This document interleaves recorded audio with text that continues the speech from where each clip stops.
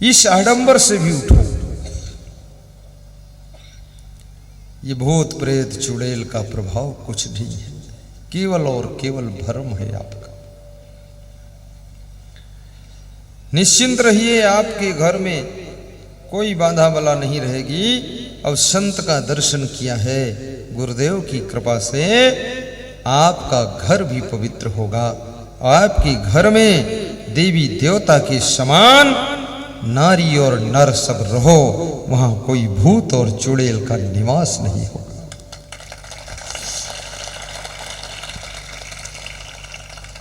कहु भगति पथ कौन प्रयासा, योग नमक जप तप उपवासा। भगवान श्री राम कबीर की शैली में बोल रहे हैं। राम कहते हैं, हे पूर्ववासियों, भक्ति में क्या मेहनत है। इसमें ना तो योग करना है, अष्टांग योग कुछ भी नहीं करना है, ना यज्ञ करना है, ना जप करना है, ना तप करना है, और ना तो उपवास रहना है। तो पूर्ववासियों ने कहा कि प्रभु फिर क्या करना है? तो राम ने कहा, भक्ति के मार्ग में केवल और केवल ये करना है। क्या करना है? सरल स्वभाव नमन कुटिलाई, यथा लाभ संतोष सदाई। गाइए, चौपाई दोहराइए। सरल स्वभाव नमन कुटिलाई,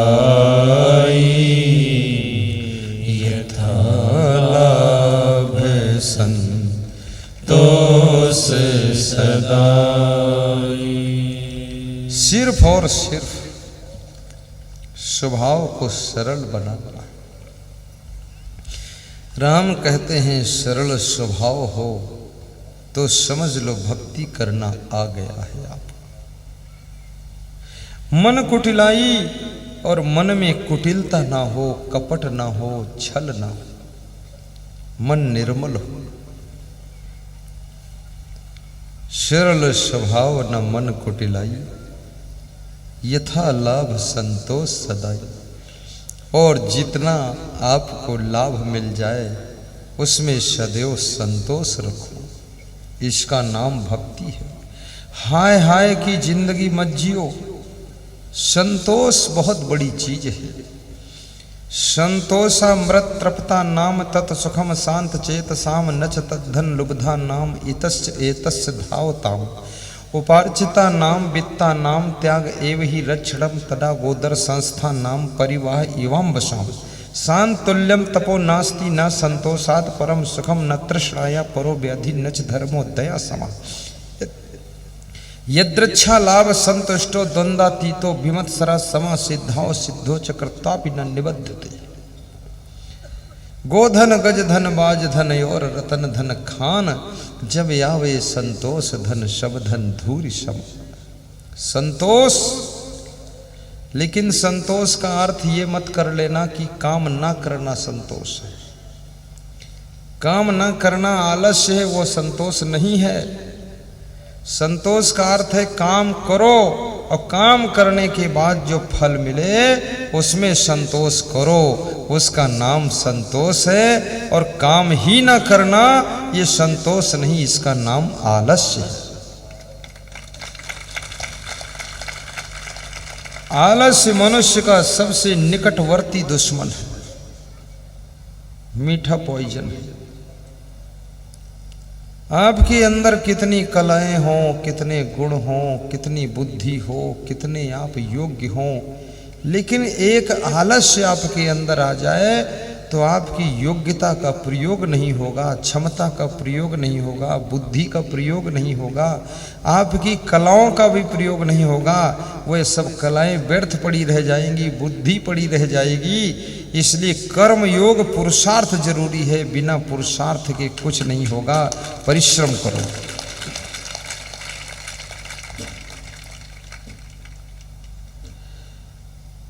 और कर्म करने वाले लोग धीरे धीरे बहुत ऊंचाई पर पहुंच जाते हैं।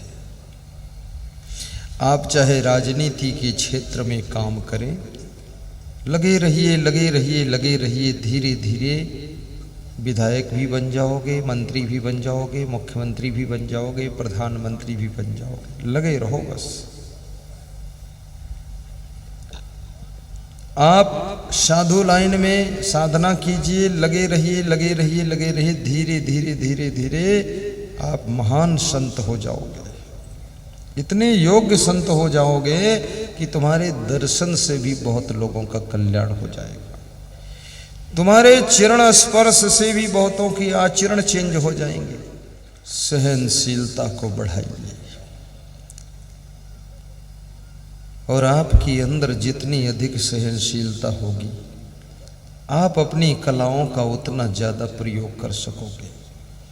जिसमें गम खाने की क्षमता नहीं है, वो नाराज होकर के भी कोई कार्य नहीं करेगा, उसकी कलाएं व्यर्थ रह जाएंगी।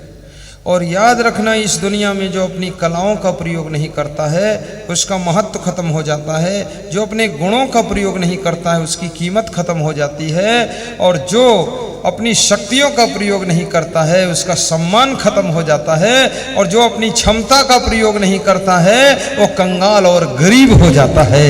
इसलिए प्रयोग करना चाहिए।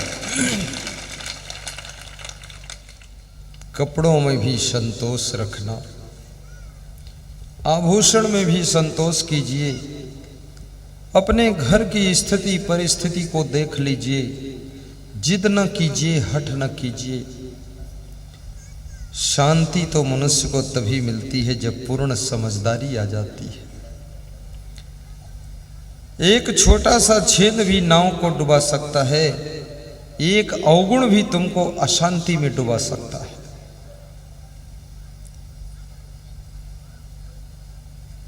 मन से जागो, होश में जियो, खाने पीने में भी संतोष रखना, परिश्रम खूब करना,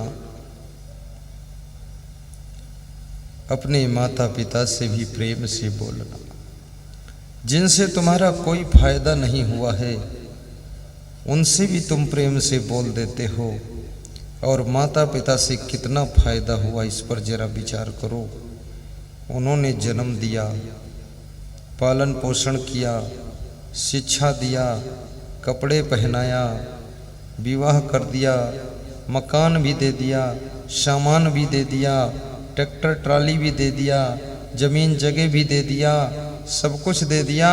और द्वार पर बैठ करके बूढ़े माँ बाप द्वारपाल की ड्यूटी कर रहे बिना वेतन के, उन माँ बाप से तुम प्रेम से नहीं बोल सकते हो, तुमको धिक्कार है।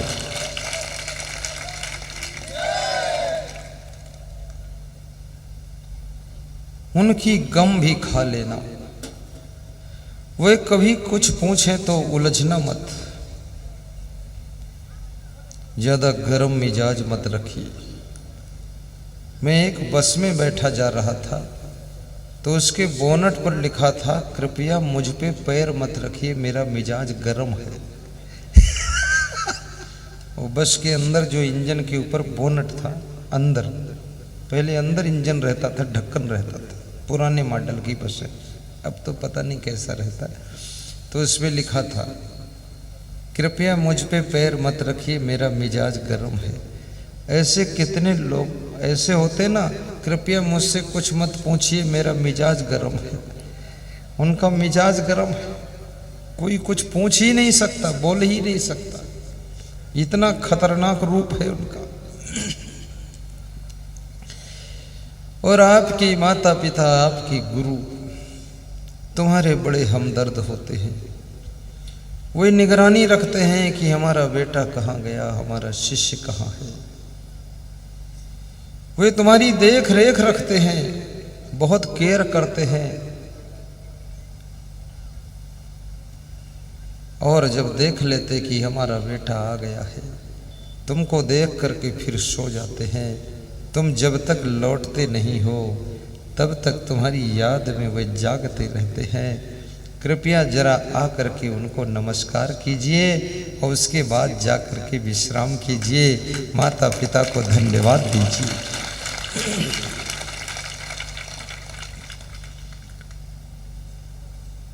आज ये कोयनी ग्राम तीर्थ धाम बन गया है। धन्य है यहाँ के लोग, धन्य है ये आयोजक मंडल, धन्य है नरनारी। हर जाति के लोग इस कार्यक्रम में सम्मिलित हैं, तन मन धन से सेवा कर रहे हैं। मुझे व्यास गादी पर लाते हैं तो भी डीजे बजाकर, वापस पहुंचाते हैं तो भी डीजे बजाकर। मैं बहुत से प्रदेशों में जाता हूं तो लाते तो हैं ढोल बजाकर, लेकिन जाते समय कोई ढूंढे नहीं मिलता, फिर हम ऐसे ही चले जाते हैं।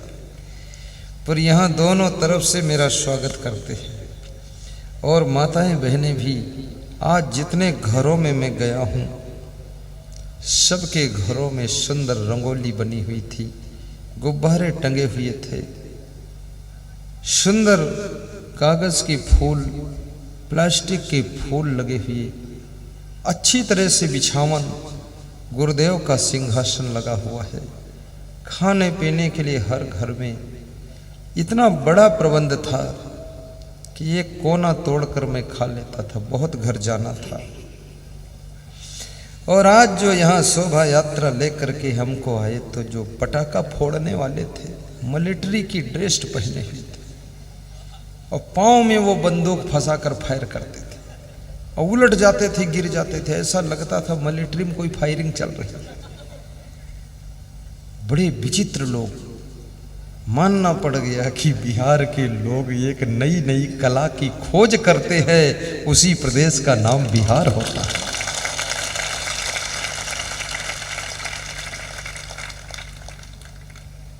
मैंने ऐसा तो किसी प्रदेश में देखा ही नहीं। जो आज देखा मैंने तो मुझे भी डर था, ये लेटे लेटे बंदूक दगा रहा, मेरी ओर न फायर कर दे।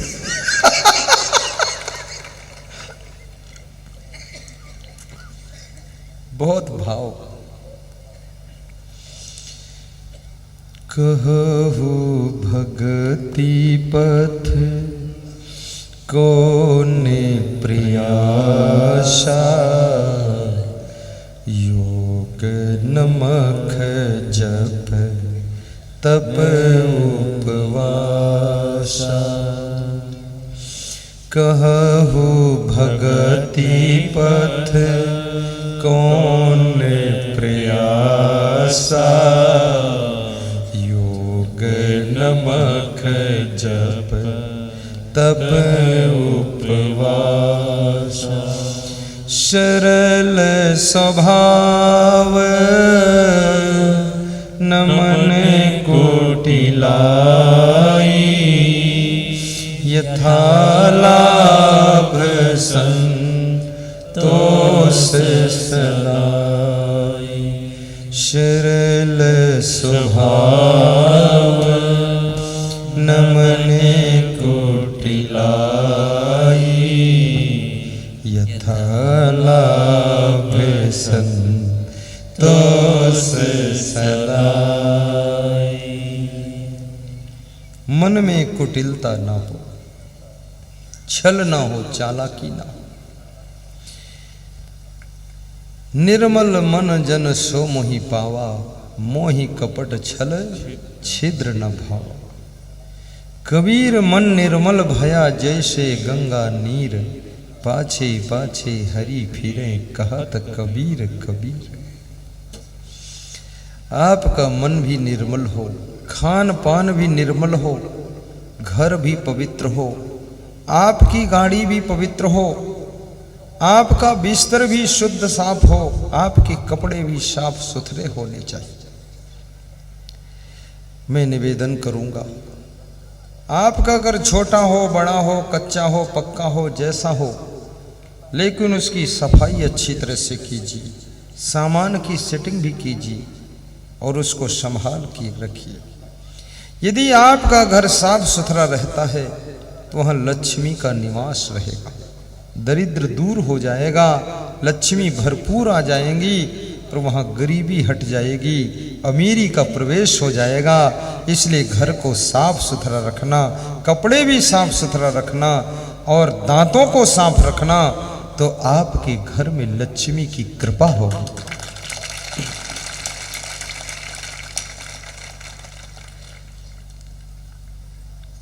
पांच बातें जिसके घर में होती हैं उसको लक्ष्मी छोड़ देती है।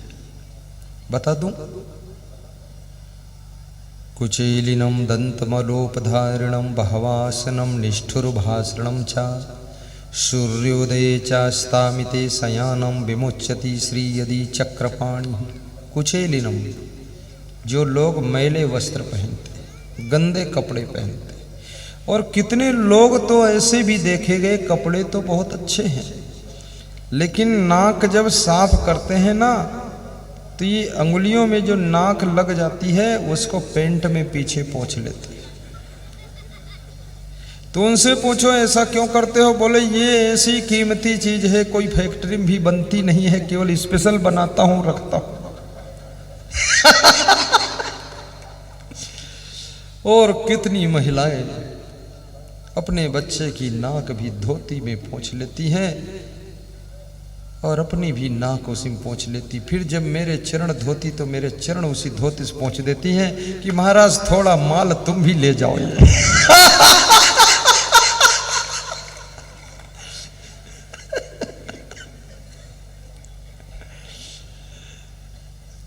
इसलिए गुरु को बुलाओ कभी तो अलग से साफ कपड़ा रखो चरण पोंछने के लिए, अपनी धोती में मत पोंछना।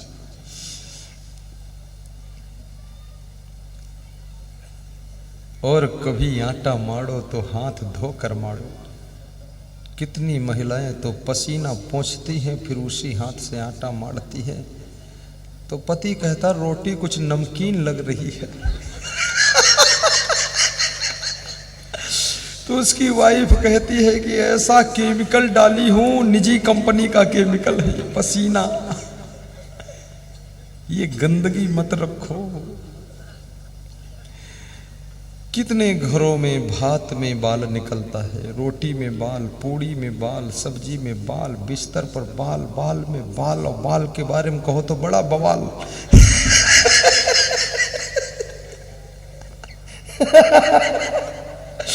तो ये बालों को भी ठीक से बांध कर रखो, भोजन में बाल नहीं गिरना चाहिए। कुचेलिनम दंतमलोपधारिणम, और जिनके दांतों पर मैल लगा रहता है, जो लोग दातून नहीं करते, मंजन ब्रश नहीं करते, दांत बहुत गंदे, उनको भी लक्ष्मी छोड़ कर चली जाती है, भले वे विष्णु भगवान क्यों ना हो। दंतमलोपधारिण बहवासिन, और जो बहुत भोजन खाते हैं, विधिवत खाते हैं, पेट भर के खाते, जीने के लिए नहीं खाते, खाने के लिए जीते, मर जाऊं मानू नहीं।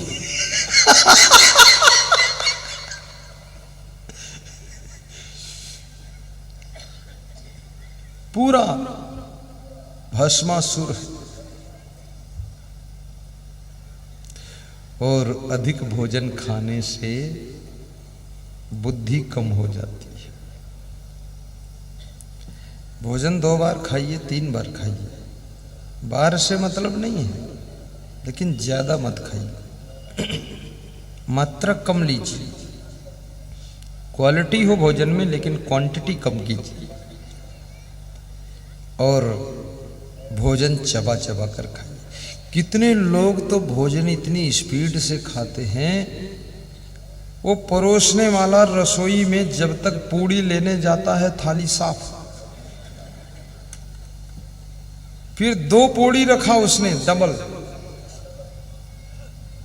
वो समझा अब तो टाइम कुछ लगेगा ही, वो 1 पूड़ी का 1 ही कौर बनाते हैं, और पूरा सब्जी एक बार में उठा के मुंह में रखा और सब निगल लिया, चबाया बिल्कुल नहीं। जो काम दांतों को करना था वो काम आंतों को करना पड़ा है। एक पूड़ी के कम से कम 4 टुकड़े तो कर ही लो।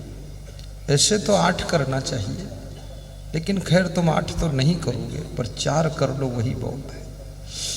मैंने सुना है एक जमाई राजस्थान का दामाद ससुराल गया तो सास ससुर ने सलाह किया कि आज जमाई आया है तो इसके लिए क्या बनाऊं? तो बोले मालपुआ बनाओ, जमाई का स्वागत ज़्यादा होना चाहिए, तो मालपुआ बनाए। जमाई थोड़ा गरीब घर का था, मालपुआ खाने का अवसर बहुत कम आता था। गरीब के घर में रोटी बन जाए वही बहुत, मालपुआ कहाँ मिलता है। तो जब मालपुआ उसकी थाल में परोसा गया तो एक मालपुआ एक ही बार में उठाकर खा लेता था, उसको लपेट के मोड़ के, तो उसका गाल थोड़ा फूल जाता था। तो सासू को अच्छा नहीं लगा, तो उसने अपनी छोटी बेटी से कहा कि बेटी तेरे जीजा लगते हैं तो जरा कुछ इशारा दे दे, कम से कम एक मालपुआ के 2 टुकड़े तो कर ले। तो शाली ने कहा जीजा जी 2 उंगली उठाया इशारे से, क्योंकि शब्दों से कहो तो अच्छा नहीं लगता, इशारा ठीक है। तो जीजा ने उल्टा अर्थ समझा कि साली कह रही जीजा एक बार में 2 मालपुआ खाओ।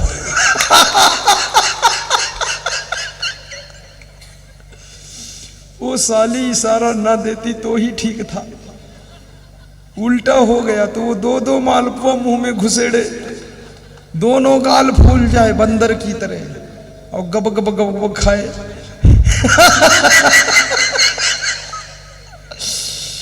तो सासू ने कहा कि अरे अब तू कुछ मत इशारा देना, नहीं और गड़बड़ हो जाएगा। तो अंदर मालपुआ बनाने का मटेरियल खत्म हो गया। जब मटेरियल खत्म हो गया तो सासू ने सोचा भाई इज्जत का सवाल है, अगर कहे मालपुआ अब नहीं है तो दामाद सोचेगा इनके घर में इतना कंजूसी है। और अब मटेरियल ही खत्म हो गया, सब पूरा मालपुआ खा गया, 20-30 मालपुआ खाया। तो सासू ने अपनी बेटी से कहा बेटी अपने जीजा से कह दे जरा फ्रिज का ठंडा पानी भी तो पी ले। तो साली ने कहा जीजा जी फ्रिज का ठंडा पानी भी पी लीजिए। तो जीजा हंसा हे कि शाली साहब मैं तो आधा पेट खाने के बाद ही पानी पीता हूं। तो सासू को पता चला अभी आधा पेट भी नहीं हुआ है।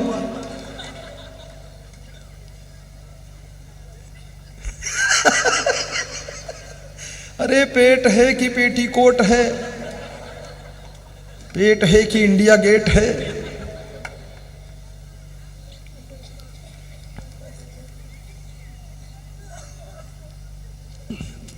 आज लास्ट दिन है, थोड़ा आनंद कर देता हूं, ठीक रहेगा कि? हाँ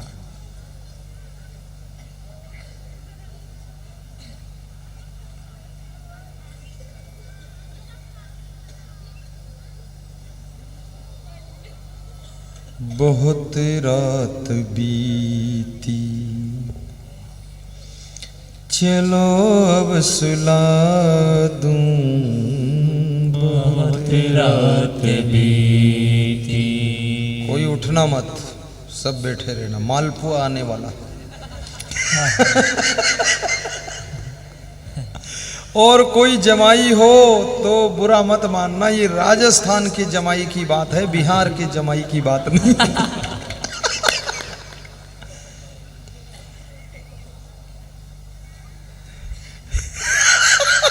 ये राजस्थान का जमाई खड़ा है, ये राजस्थान वाला ही है।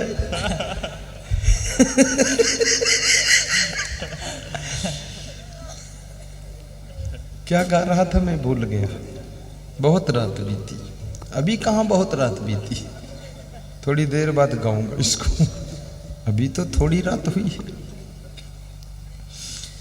तो कुचेलिनम दंतमलोपधारिणम बहवासिन बुद्धि घटे बहु भोजन खाए। बिक्की बाबा ध्यान लगा।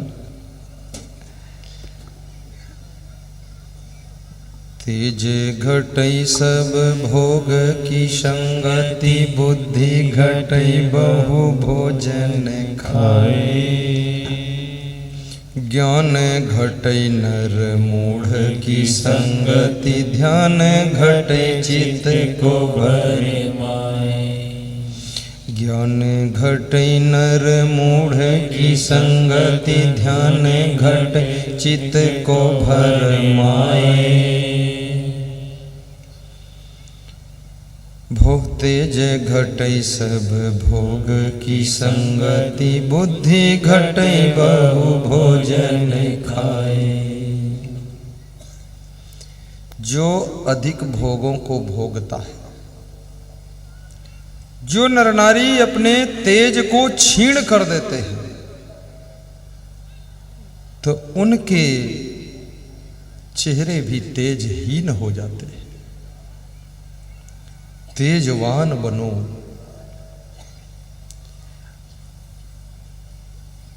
आपकी वाणी में ओजस्विता हो, मुखमंडल पर तेजस्विता हो, मन में तपस्वी का प्रभाव हो और आपके कर्म यशस्वी हो, वाणी ओजस्वी हो और आपका जीवन तपस्वी हो और आपका मुखमंडल तेजस्वी हो। पूरे शरीर में आप देख सकते हो, बाहों में कपड़ा हम पहनते हैं, सीने में पहनते, पीठ में पहनते, टांगों में पहनते, पैरों में मोजा पहनते। मैं तो नहीं पहनता मोजा, लेकिन तुम्हारी बात बता रहा हूं। ये दस्ताना भी पहनते, हैट लगाते, कोट पहनते, पेंट पहनते, मफलर खूब, लेकिन इतना मुंह खुला रहता है। ठंडी में भी, गर्मी में भी, बरसात में भी, सब मौसम में ये मुंह खुला रहता है। ये मुंह ठंडी को भी सहता है, गर्मी को भी सहता है, बरसात को भी सहता है, धूप को भी सहता, सब सहता है। पूरे शरीर में जो सबसे ज्यादा सहता है वो मुंह ही सबसे ज्यादा दर्शन किया जाता है। वही दर्शनीय होता है और वही सुंदर होता है।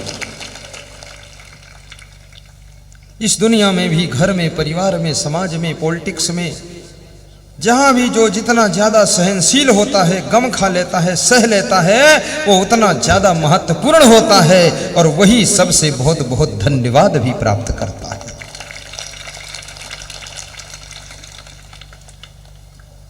तो बहवासिनम, संसार के भोगों को कम से कम भोगिए, इससे आप तेजस्वी रहोगे।